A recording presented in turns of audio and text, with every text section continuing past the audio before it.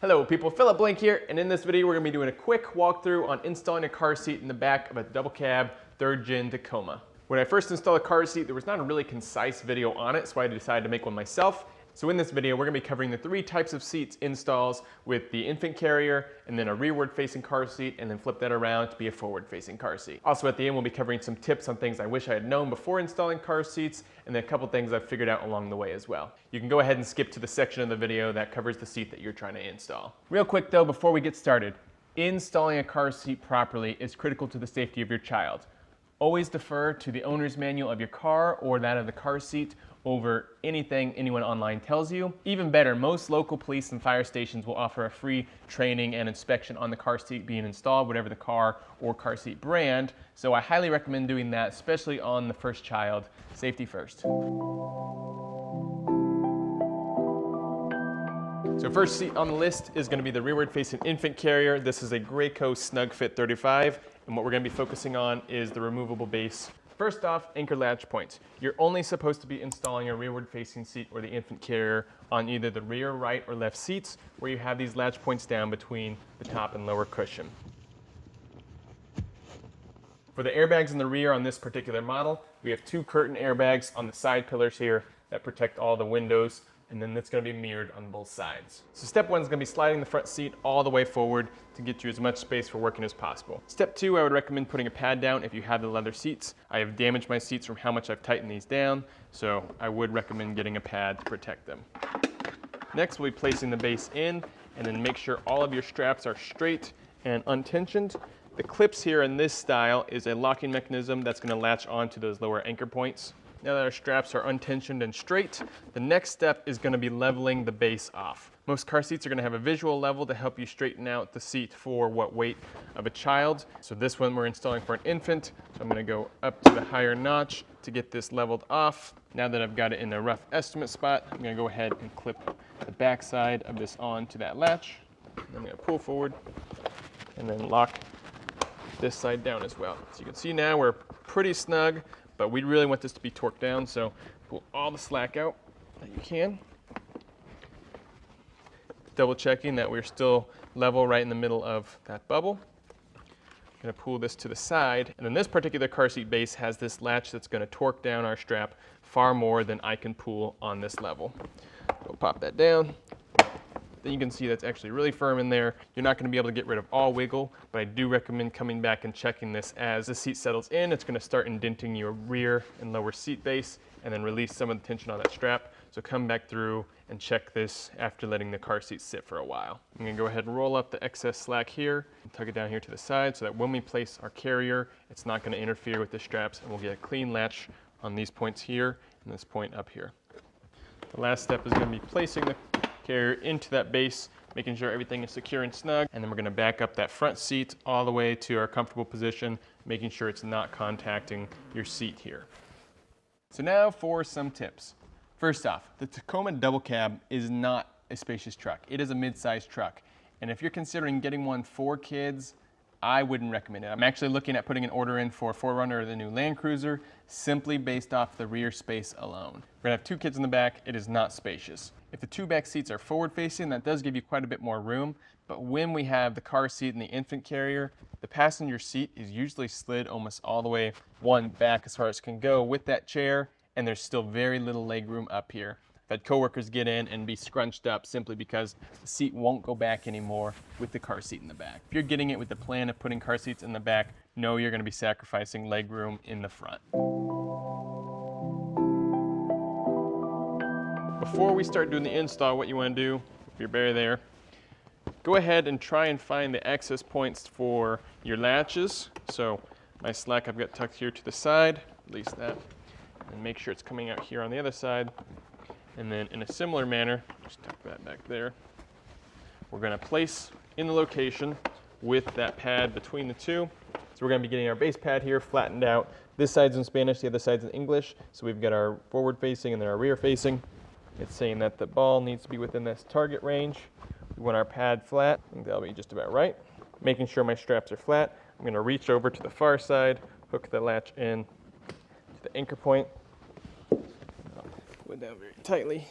And here, pop it in. check that my level is good.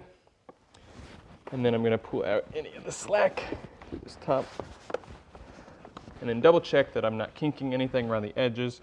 My straps are straight as they should be. The base is square.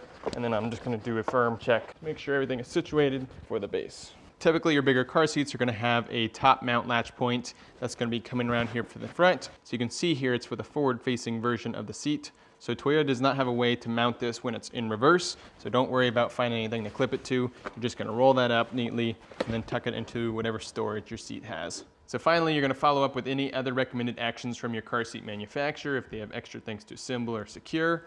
So for example, the Cybex here, it's a little side impact protection device. And then the rest of that, just make sure everything is properly secured down and that we have no concerns for a loose car seat. And last step is going to be readjust your front seat to work with the rear. Again, your soft seats are going to relax where the tension is being released in the straps and in your seat. So after some time, go back through, recheck, tension your straps, and make sure your level is still good to go.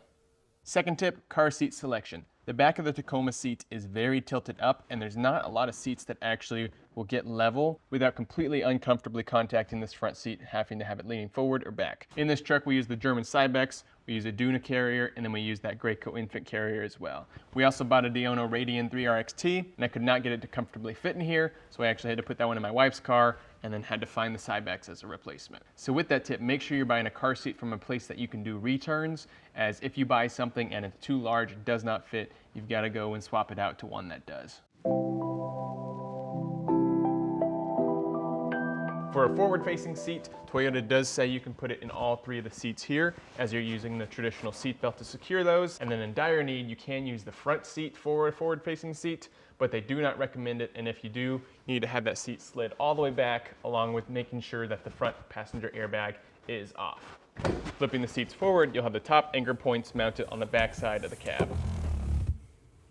So before we get started with the actual install, you're going to want to prep the chair, as this style is not going to be using those lower anchor points anymore. We're going to be using the actual seat belt from the car. So I'm going to go through here, pull out the latches so I can get access. And then in this chair, we've got a storage space where these are going to be secured.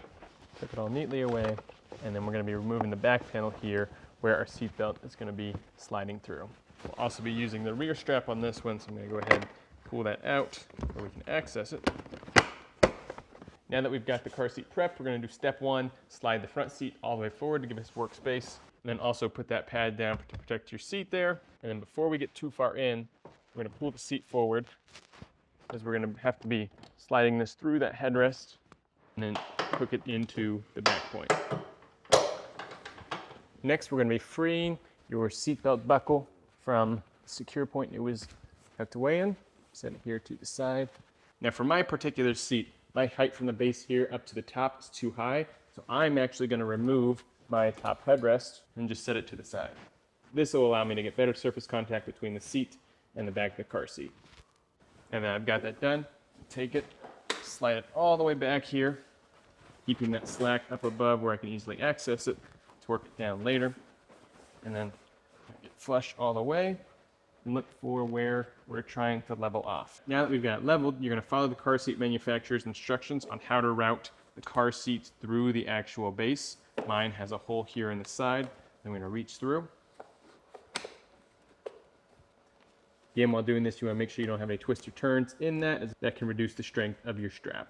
So coming around here to the inside where I can get some better access, I'm going to pull that seatbelt straight through, reach around out the other side. Then I'm going to buckle that into the car's natural seat. Next step after that is going to be check the level is set. Once it is, you're going to go through, pull out all the slack until you get that click, and then there's no more back.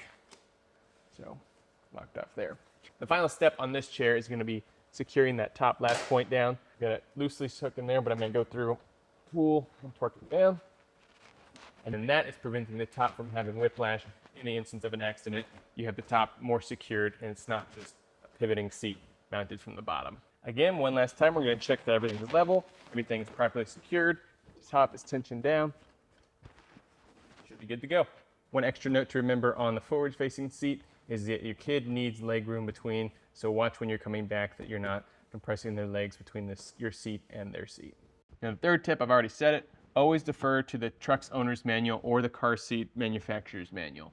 Everything that they put in there instruction-wise is going to supersede anything I or any other YouTuber says online. So put safety first, follow their instructions, and just use my tips as a general guide. Fourth and final tip, make sure you're properly securing your kid into the car seat. Properly secured car seat does nothing if your kid's not being secured properly with the height properly adjusted for their shoulders and for their neck. Properly securing the child is almost equally as important as securing the car seat itself. So make sure you're following all the proper instructions based off the age, height, and weight of your child. So that's all I've got for you for this Toyota car seat install. Let me know if you've got any questions, comments, or corrections. I'll be happy to get back with you and help you out any way I can.